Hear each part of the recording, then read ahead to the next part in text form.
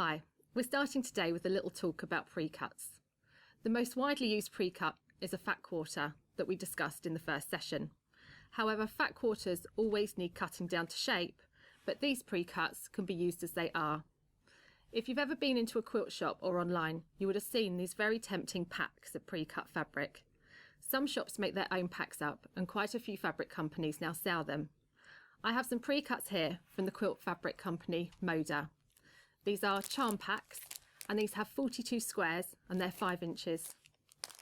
This is a jelly roll, and this has 40 strips of fabric. They're 2.5 inches wide, and they've been cut across the width of the fabric, so they're 44 inches long or 110 centimetres. Then this is a layer cake, and there's usually 40 squares of fabric, and they're 10 inches in size. You can also get other shapes such as candies, which are 2.5 inch squares, and you can also get hexagons. They come in ranges by designer as well as plain, and they're handy to use if you're making a quilt and want lots of different prints in it. It's far more economical to buy a pack than lots of different fat quarters.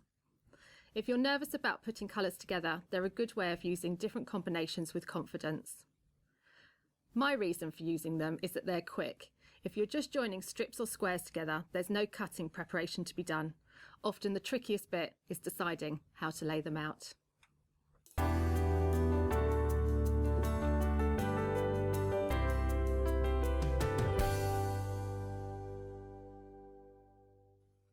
Apart from sewing on binding, I rarely come across a patchwork pattern that doesn't use a 1/4 inch seam allowance, so it is an essential thing to learn.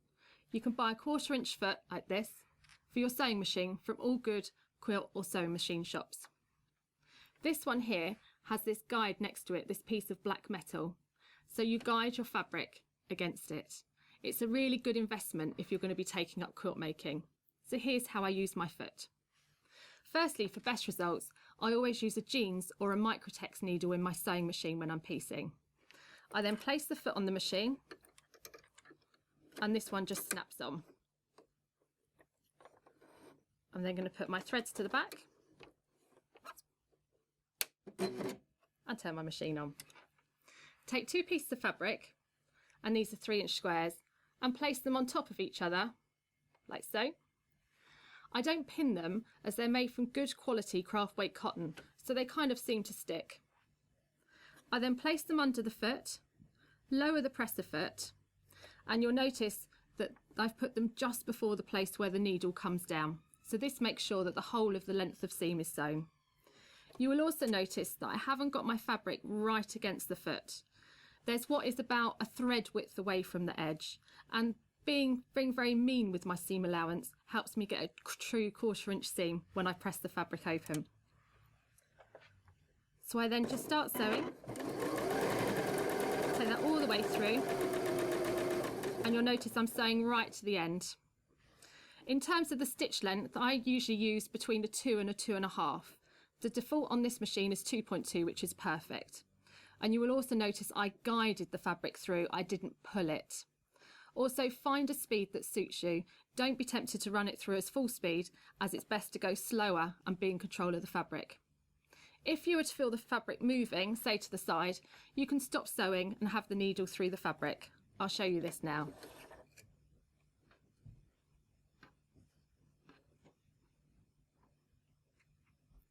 So again, I'm placing them right sides together, putting the presser foot down.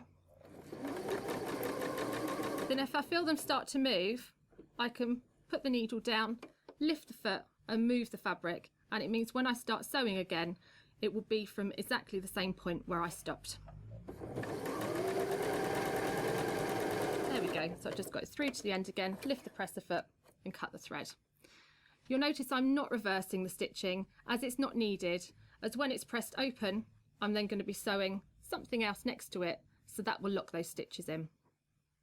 At the end, we press our seams. Unless I'm working on something that has lots of seams meeting, such as a star design, I press them to one side. I press from the back, and then I turn it over onto the front, and I press again to make sure the fabric's nice and flat and there's no pleat where the seam hasn't been properly pressed. I use a dry iron as I find steam can distort the fabric. If you don't have a 1/4 inch foot, there's a couple of things you can do. You can use the stitch width function on your machine to move the needle to the side, then sew along the edge of your standard presser foot. Measure the seam, then adjust the width as needed. It normally takes a few tries to find out the right setting.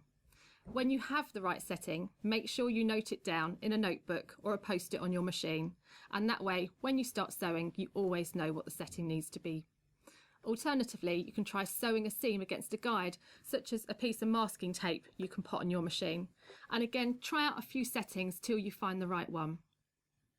You'll notice that I'm using a cream coloured thread. I use 100% cotton thread for piecing quilts. I've seen examples of quilts 30 years old that were made with polyester thread, and that is tearing away at the seam as it seems to wear at a different weight to the cotton. I use grey or cream thread. Imagine some kind of a dirty sludge colour for all my quilts. Very rarely I might use another colour, for example blue thread, but only if all the fabrics in my quilt are blue. The theory behind this is that your eye registers a colour such as white much more than a neutral such as grey or beige, and this means you can use it for all your piecing. This saves time as you don't need to keep swapping threads when sewing, and it's economical as you can buy a big reel of one colour for piecing. The one I'm using today is by Gutermann, and it's a 50 weight thread, and this number relates to the thickness.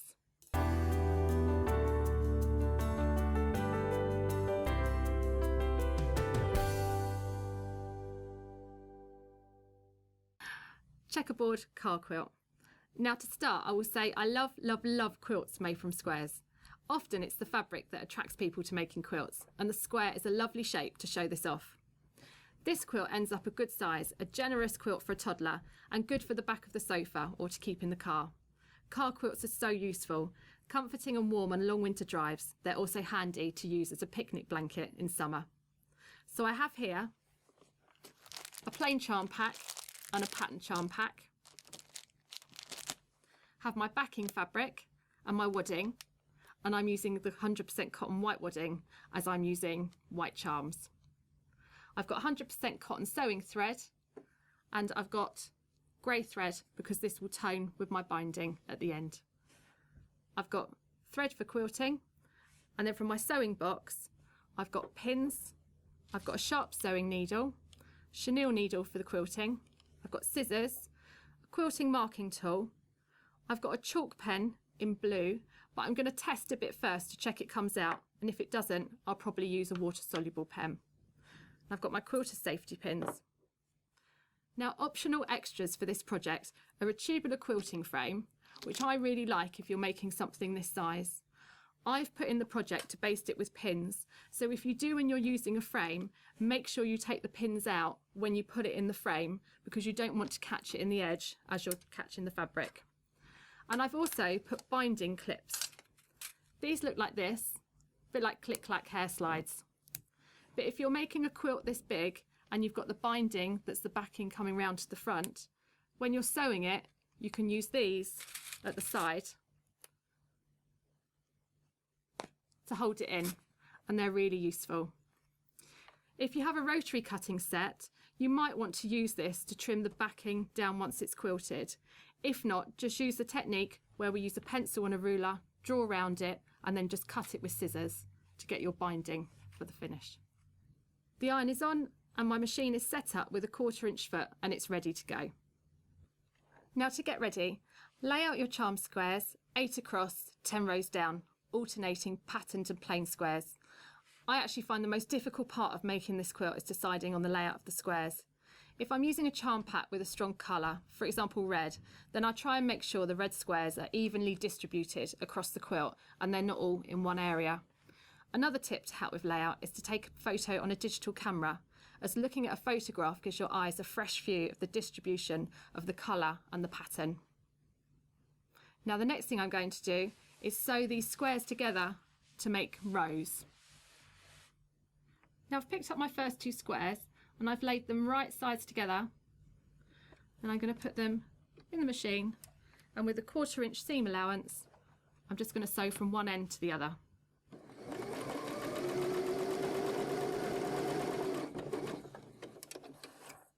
There we go, so it looks like that.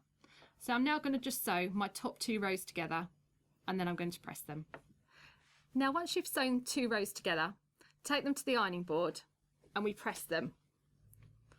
You'll see I've pressed these so the seams are going in opposite directions.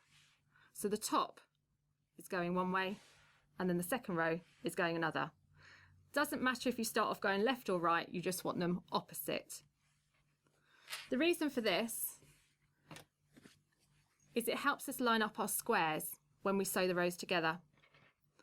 So we're going to put them right sides together so we can sew down here. And you'll see where we've pressed the seams in opposite directions, they butt together like this.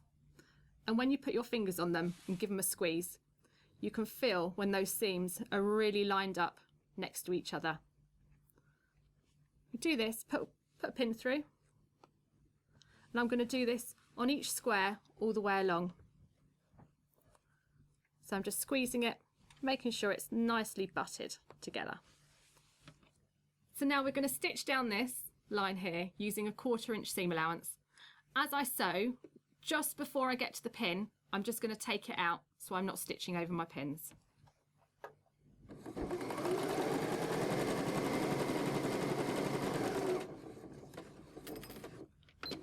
If at any time you feel the fabric moving, just stop sewing with your needle down through the fabric, and then you can just use your fingers to slightly shift it so it's in the proper place.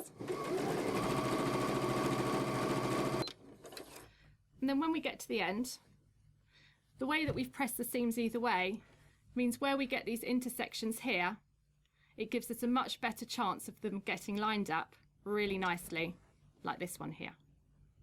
So here is my quilt, all lovely, finished and layered, ready for quilting. I've got my perlé cotton here, which I think sets it off really nicely on the white. And then I'm going to go off and quilt it. And then finally, I'll cut the wadding level with my quilt top and use the self-fold binding method that's in your notes. Enjoy.